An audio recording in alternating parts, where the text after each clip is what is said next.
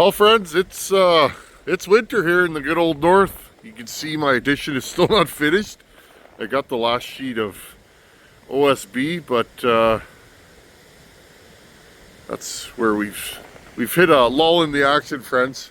Anyhow, you guys can hear major windstorm today. It's snowing a little bit, blowing snow, and yeah, barely made it to work this morning, and that's where we're at. Haven't been out here today, so it's cold in the shop. We'll put the heater on, and let's go through some emails. I like to answer your guys' emails. Let's dig into the emails and see what I can find in there, if I can help some of you guys out. Okay, guys, we're in the saw shop. It's -5 Celsius in here. That's a lot better than it is outside. And again, I'm not here all day, so the wood stove has not been lit today. And lighting the wood stove and waiting for it to warm up, it would be like, 11 o'clock at night by the time I get any heat going in here. That's where that little diesel heater's actually come in really handy. If I am doing some work out here, I could fire that thing up and take the chill out of here pretty quick. Get it up to, 5 degrees in here pretty quick. And I will say though, friends, that heater's not going to make it, warm enough to work in a t-shirt in here, but if needs be, I can warm it up in here pretty quick. What I've been doing, I hit the remote, fire that thing up. Once it gets going and I get some heat going in here, then I'll light a fire. And I have a fan system hooked up, being a tin basher. Once that firebox gets hot and starts making heat, I turn my fan system on, and I can get it so hot in here, friends, that I can walk around in a t-shirt. But again, that takes several hours, and sometimes you're strapped for time. Tonight, I came home from work, and we ate dinner, and my wife had some chores to do around the house, so instead of coming out here, I played with baby Charlie, who is now toddler Charlie. She got to meet Santa, friends, the other day. That was so much fun. She did not panic. My kid's a champ. Anyhow, friends, part of what I do here on this channel, a lot of what I do here is I share knowledge with you guys, whether it's porting a partner saw, or, sharing parts that I use with you guys, or occasionally I run a product on here that I use, but for the most part, friends, I'm just here to share info with you guys, try and help you guys out. I was blessed with the wrench puller gene. Sometimes that's a curse, but for the most part, it's a blessing because I'm able to fix my own stuff. And especially for the younger generation out there, when I was growing up, most men that I, hung around with, or guys in my family, they knew how to turn a wrench. So I was just exposed to that early on in life, whether it be with my dad, changing the oil on his old El Camino, or, whatever. I was exposed to that growing up, where a lot of youngsters now, especially young men, you're just not exposed to that. So, if I can help you guys learn, I'll definitely do it. Anyhow, today's video, let's grab the tablet here, and let's go through. I went through, just a quick sample of emails, and I starred a couple of them, and let's go through some of your guys' emails on the channel and see if I can help you out. Okay, starting with Jordy Odlin. Hi, Tin Man. I've been watching your YouTube for quite a while now. I live in Alaska. That's a place I really want to go to, Jordy. It's wild here with no people, but I hear it's real wild up there. So I'm super interested in going to Alaska one day. Anyhow, I live in Alaska and was wondering if it's possible for you to port a cylinder and send just the top end in the mail, or do you need the whole saw? I don't think shipping the whole saw would work out on my end. I've got a 385 XP. I have one of those on the shelf here somewhere, Jordy. It's there somewhere. Got a 385 XP. Seems to be in great shape. I'm just wanting a bit more power. I only cut spruce. I've got a 32-inch bar for sawmilling and a 24-inch bar for firewood. Wondering how much it would cost, yada yada. So first of all, Jordy, and I get these emails quite a bit. So the first thing, Jordy, is I actually don't take any work from the general public. I never have. I know most guys that are on YouTube, their channel is kind of set up in a way they're promoting a product. You know, I port saws and they take builds in. I'm kind of a strange fellow where I've never done that. Early on, when my channel started to gain traction, 500 subscribers, say, I remember that. That was a big deal for me. I started to get requests to build saws. And I thought about it, but I thought, I'm a busy guy. I don't know if I really want to do that. And I'm like, I'll think about it. I'll put that on the back burner. Well, it's been 4 or 5 years now. And other than a couple of my buddies, guys like Buckin, my buddy Caleb, people like that, I don't build saws for anybody. Because I feel like this channel's to share knowledge. And if I'm tied to this bench 5 nights a week grinding, I really won't have time to make videos. I won't have time to hang out with my family, etc. So, unfortunately, Jordy, or fortunately for me, is I don't take any work. Now, if you were gonna get your saw ported, it would be best to ship the whole saw so that the porter in question, like Donnie Walker is not too far from you. Alaska's here, and Vancouver Island's down here. That would be a short shipping route. Donnie Walker would take in your whole saw. He'll go over it. He'll make sure it's in good shape. He'll do a port job, mail it back to you. That would be my recommendation. Donnie is cat's meow. 385 is a strong saw. You could get more power out of it for sure, Jordy. So that's what I'd recommend. Maybe give Donnie Walker, give Donnie Walker a shout, give him an email and see if he can do your saw. Okay, next up on the list.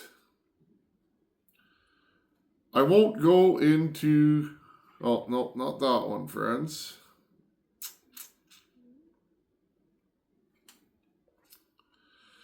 Alex Norman sent this one about a week ago. I went back pretty far just to see. Alex has a Johnson Red CS 2245, aka a Husky 445. Thanks for posting that, because I did not know what a 2245 is, Alex. And he would like to run a 32-inch bar on it. He said he knows it's a smaller saw. He's going to big bore it to a 450, so I'm guessing a 450 would be a 50cc. So he'd like to know what bar mount. I am 99% sure that is a Husqvarna small bar mount, Alex. So no worries there. Now, I will say this. I probably wouldn't run a 32 on that. It's a 50cc saw. It probably will not pull that. Number one, the main concern, Alex, is oiling. Those types of saws, the saws you see us running on channels like mine, they're pro saws. They got big oilers that sling oil. You gotta be careful, because you want to be able to oil that bar. Oil is the main factor. And then again, a 50cc saw probably won't be happy running a 32-inch bar. A 24 would probably be max on that. I've run a 24 on like an MS260, which is a 50cc saw, no problem. So that was the first question he asked. The second one, he asked about doing a base gasket delete. He said he thinks there's a rubber seal, an O-ring. I'm guessing you are correct, Alex. I've never worked on one of these saws, but those saws are clamshell designs. So what a clamshell is, this saw here is a standard saw. You have a case and a cylinder that bolts down, and your base gasket is here. A clamshell has a bottom and a top, and the bottom and top usually have bearing pockets in it, and they clamp around the bearings. So you can't lower the cylinder on that. You can, and I've done it on the channel. Think McCullough's. McCullough's are actually built like that, but those modern saws, the way the gasket is in that, you really can't do much with it. Unless you have a machine shop available to you and a lot of time, You literally have to drill the bearing pockets higher and then mill off the bottom so that you can squeeze it back down. It is a ton of work. I've done it on the channel. So really that's not an option to you. You could still port that saw though. You could use the tips and tricks that I've shown over the last, over the last 4 or 5 years. So, and I think that was the end of it. Oh, and he also asked, when he puts his saw on its side, it tends to go lean. He said he does have an aftermarket carb. Well, Alex, if you don't have the ability to vac and pressure test your saw, you could spray the crank seals, which are the seals on each end of the crank. One's behind the flywheel, one's behind the clutch. You could spray those with anything that's brake clean, carb cleaner. I usually don't use carb cleaner on saws because it'll take the paint off. Spray it with some brake clean. If it revs up, you have a crank seal leak. Now, the problem is, Alex, aftermarket carbs, junk, throw them away. That's my experience. I'm normally not like that. But over the years, I have bought just about every brand of aftermarket carb. I've had companies say, our carbs work, I'll send you one. I've privately tested dozens of carbs on this channel, friends. They don't work. Aftermarket carbs are junk. I've had one carb, and that's on my FarmerTech 288. I've had one carb that works, and that's the only one. My other 288, that carb did not work. So, hope that helps you out, Alex. And keep a sharp chain, and, you should be fairly happy with that saw. Okay, this is one that's near and dear to my heart. Drew Walker sent this to me 3 or 4 days ago. Tim Ben, first off, thanks for sharing your knowledge with all of us. You're welcome. That's what I'm here for. It's always a pleasure watching you do what you do. I have a wrecked Husky 181 SE. One of these right here. No, sorry. I have one somewhere. I know, I got too many saws, friends. I have one somewhere around here. I don't know where it is, friends, so I'm probably just going to be quiet. I do have one on the shelf here. Right here. Here's one. Right here. He's talking about this saw. It's one of my faves. I'm going to fire that one up soon. Console. He's got a wrecked 181 SE. That's what this saw is. This is a 1985 181 SE. It's an old girl. She runs great. He was curious about the FarmerTech 288 kits being interchangeable with this particular saw. I know the 181 is not an XP saw, and that's where I guess my question lies. Okay, so he went on with some other things, but that's the gist of his email. So, Drew, what I'm going to say to you, they are the same saw. It is 100% interchangeable. Anything that fits on the 181 also fits on the 281 and the 288. I've had my trials and tribulations with my 288 kits. Both of them are dead on arrival, sitting on the shelf behind me. But if you need parts and you're trying to clean up an old saw like this, I'm not against it. There are parts on there that are useful. The plastic, the handle, things like that. It is 100% interchangeable. And remember, SE is the old XP. Okay? Somewhere around, I'm not sure the exact date, but Husqvarna went from the XP or SE branding to XP. The old saws that say SE are the equivalent of an XP. Okay, that's a professional saw. But yeah, I would, if you needed parts and you could find a smoking deal on a 288 kit, 100% they will fit. They are the same saw. This is the same saw as a 288, and every part interchanges. I can't think of anything that won't fit. So, Drew, that is 100% a good way to go. Power-wise, I like me a 181. So, if you could keep it as a 181, that's extra cool.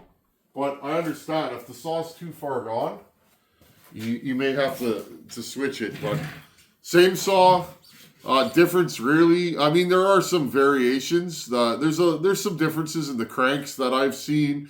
I haven't had a ton of those, but I've had through various part saws maybe 8 or 10 288s, 281s. I have a bin full of parts over there that I've used for various builds that I've done. But the only real difference is the carburetor on the 181 is governed. It's the same carb, but it has a governor in it, which means if you pin it, it'll overfuel so that you can't over rev it. There are some variations in the ignitions. They're fully interchangeable. Piston, cylinder, that's about it. They're the same saw. So happy wrenching, Drew. And yeah, the 288 kit is totally what you're after. That's the easiest way to get parts. Okay, Michael Aarons sent this one actually to me yesterday. Do you ever sell saws in your collection or build them to sell? Thank you. No, I give saws away. That's kind of my thing. Once I get some more time on that 260 we built on the channel, I'll give it away to one of you guys. And other than that, most of the saws, and I know it sounds crazy to some people, most of the saws on this channel I buy locally, or one of you guys will donate a saw. Thank you to all you guys. I have warriors behind me. There's so many of you guys that help out. You guys will donate a saw that you want to see built on the channel. I'll put it on the shelf. I'll gather parts, and then I just build them. Sometimes I give them away to buddies. Sometimes I'll give them away on the channel. Sometimes I just keep them because they're interesting to me. The idea is, friends, if you guys have a question about a particular saw, I pretty much have a representation, especially if it's a Husqvarna.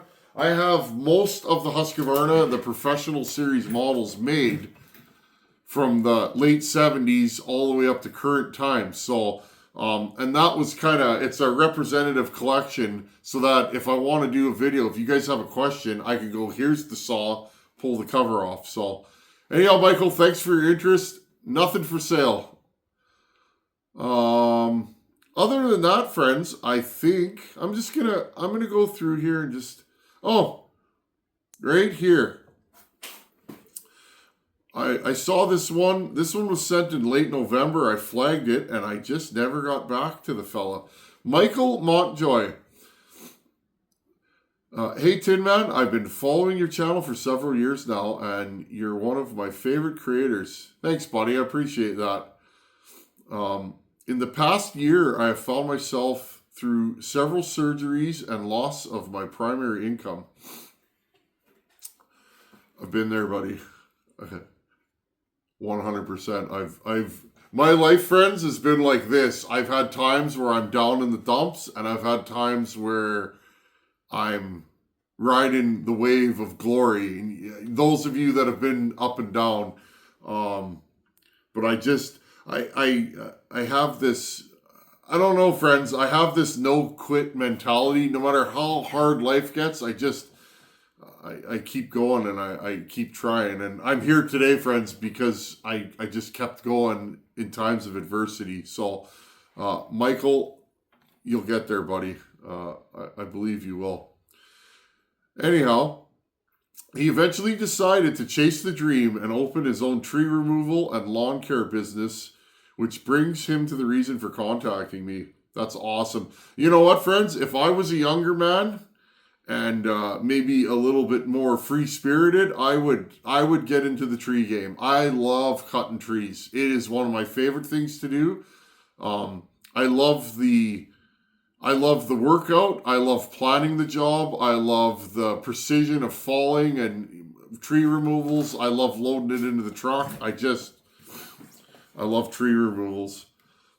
Next time I go to Houston, friends, I'm going to bump into Caleb. I want to go carry brush for him for a day and just work with the guy because I really enjoy that. Anyhow, Michael says he recently bought a used 395. Guy said it was rebuilt from all new OEM parts. Not sure if it's true or not. I won't know until I pull it apart completely. But I know it's missing some factory bolts and some other things are amiss. The saw also doesn't pull right. My 390 pulls better. I find that interesting. 390s are they're that's the thing. A 390 and a 394 are so close in displacement. But I suspect in big wood, if you had it buried, a 395 is a stump pulling beast. So, but who knows? You might have a problem. Anyhow, so he bought the saw for milling and big trees, so making it scream is not a big concern. Pulling a really long bar and working it all day are.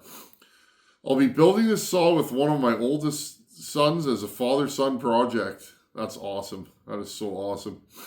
I figured if we're going for it and we have to replace or fix everything that has been done already, we might as well do a big bore and port it some. I'm thinking highway tight nickel stuff, but what to do with the timing numbers? I'm a little lost. Whatever advice you can offer would be greatly appreciated. You never have to mention anything on the channel, but I'm not interested in becoming famous, and I know you're busy. I'm never too busy for you guys. Friends, I am in my emails every day. Michael, that's awesome. I'll tell you what I think you should do. I'm in my emails every day. Sometimes people are like, you never answer my emails, and it's like, yeah, well, it's the law of numbers. But friends, I am in here every day. I love helping you guys out. Without the interaction from you guys, like last week I mentioned, I bumped into Nick. Nick's a local. He loves the channel. He's a good fella. I love bumping into Nick. When I see Nick, he's like, oh, I didn't want to bother you. It's like, no, man, it's not a bother. Because here's the thing, friends. I'm sitting here in my shop right now. It's nighttime. My kid's gone to bed. I'm talking into a camera. It's a strange existence being on YouTube because you're just talking into a camera. I'm literally just doing what I would do, but talking to a camera, friends. Without the interaction from you guys, it's strange, the connections we build. That's why I go to Ohio, friends. It's a lot of work to plan that trip and time off work and traveling, and it's a lot to get me there. But the payoff is I get to meet you guys. I get to build those connections. I get to hear the stories of how you found the channel, or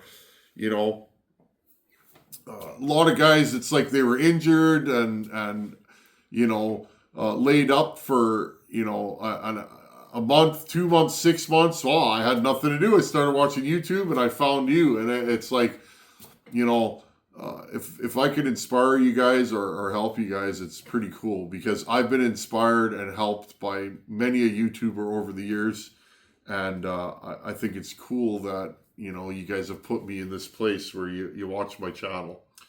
Okay, Michael. So I just built my 394 on the channel.